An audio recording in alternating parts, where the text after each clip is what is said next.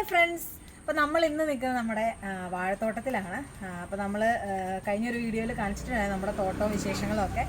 അപ്പോൾ നമ്മൾ ഇന്ന് എല്ലാവർക്കും അറിയാമായിരിക്കും, ഇത് വാഴയുടെ കൊലച്ച് കഴിഞ്ഞിട്ട് നമുക്ക് ഇതുപോലൊരു കുടപ്പൻ എന്ന് പറയും. നമ്മുടെ നാട്ടിലൊക്കെ കുടപ്പൻ എന്നാണ് പറയാറ്.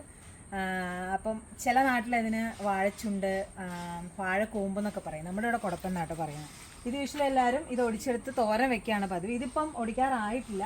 ഇത് എങ്ങനെയാണ് ഒടിക്കുന്നതെന്ന് വെച്ച് കഴിഞ്ഞാൽ ഈ കായൊക്കെ കുറച്ച് വലുതായി കഴിയുമ്പോഴത്തേനും ഇത് നമ്മൾ ഒടിച്ചെടുക്കും. ഇത് ഒടിച്ചെടുത്താൽ മാത്രമാണ് കായൊക്കെ കുറച്ച് നല്ല വലുപ്പമൊക്കെ വയ്ക്കത്തുള്ളൂ.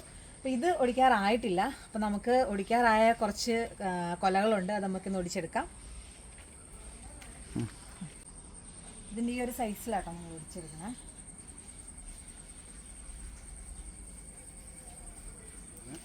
അപ്പം ഇത് ഏത്തവാഴയുടെയും പാളയംതോടൻ്റെയാണ് നമ്മൾ കൂടുതലായിട്ട് ഉപയോഗിക്കുന്നത്. അതിനാണ് കുറച്ചുകൂടെ ടേസ്റ്റും ഗുണമൊക്കെ ഉള്ളത്. ബാക്കിയുള്ളതിൻ്റെ നമ്മൾ എടുക്കും, പക്ഷേ അതിന് രുചി വ്യത്യാസം ഉണ്ടാകും. ചിലതൊക്കെ ചെറിയ കയ്പൊക്കെ ഉണ്ടാവും. അപ്പോൾ ഇത് രണ്ടുമാണ് നമ്മൾ യൂഷ്വലി എടുക്കാറ്. നമ്മൾ റോബസ്റ്റയുടെ ആയിട്ട് ഒടിച്ചേക്കുന്നത്. നമ്മൾ ആ വീഡിയോയിൽ ഒരെണ്ണം കൊലച്ച് നിൽക്കുന്ന പറഞ്ഞില്ലായിരുന്നു, അതായിട്ട് നമ്മൾ ഒടിച്ചേക്കുന്നത്. പിന്നെ ഇത് കറി വയ്ക്കുന്നവർക്ക്, തോരനൊക്കെ വയ്ക്കുന്നവർക്ക് അറിയായിരിക്കും. ഇതിൻ്റെ ഫുള്ള് നമ്മൾ എടുക്കില്ല. ഇതിൻ്റെ പുറത്തുള്ള കുറേ നമ്മൾ പൊളിച്ച് കളഞ്ഞിട്ട് അകത്ത് ഉള്ള കുറച്ച് ഭാഗങ്ങളായിരിക്കും നമ്മൾ തോരനായിട്ട് വയ്ക്കുന്നത്. നമ്മൾ പറമ്പിൽ നിന്ന് ഒടിച്ച് ഇത്രയും കുടപ്പം നമുക്ക് കിട്ടിയിട്ടുണ്ട് കേട്ടോ. അപ്പോൾ നമ്മളിപ്പോൾ ഇത്രയും വാഴ ഉള്ളതുകൊണ്ട് നമ്മളിപ്പം അങ്ങനെ വിൽക്കാറൊന്നും ചെയ്യാറില്ല.